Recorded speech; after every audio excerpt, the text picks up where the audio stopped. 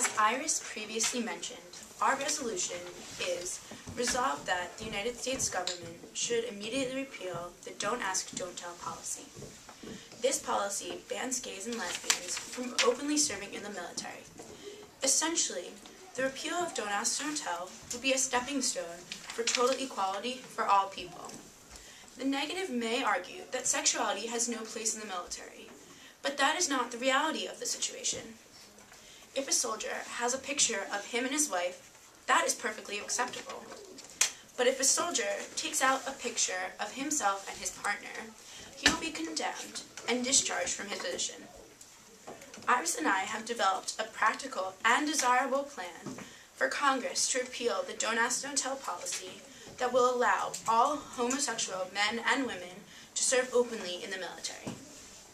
First, our carefully thought-out plan calls for the records of anyone with a dishonorable discharge because of Don't Ask, Don't Tell to be cleared. Since the law was enacted, an estimated 13,500 people have been discharged under the auspices of Don't Ask, Don't Tell. This step of clearing the records does not include men and women accused of rape or molestation that have been discharged under the policy. They will still have the dishonorable discharge on their records. This small, yet extremely important piece of the plan is desirable because a dishonorable discharge is considered a felony. Removing this supposed felony from the records will allow people discharged for their sexuality to get jobs and make a future for themselves that is not plagued by having the same offense on their records that goes to true criminals of war. Next, our logical plan calls for anyone discharged under the policy to be allowed to return to the military and serve openly. To do this, they must pass a small physical and mental examination to make sure they are still fit to be in the military.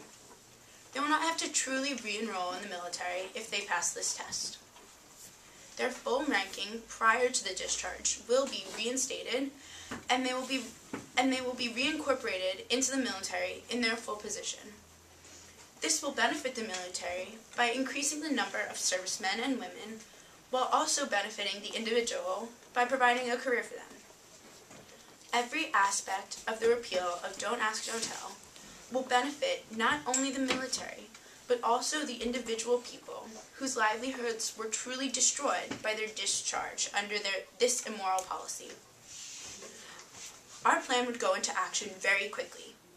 By January 1st, 2011, Don't Ask, Don't Tell would need to be fully repealed with all aspects of the plan in place.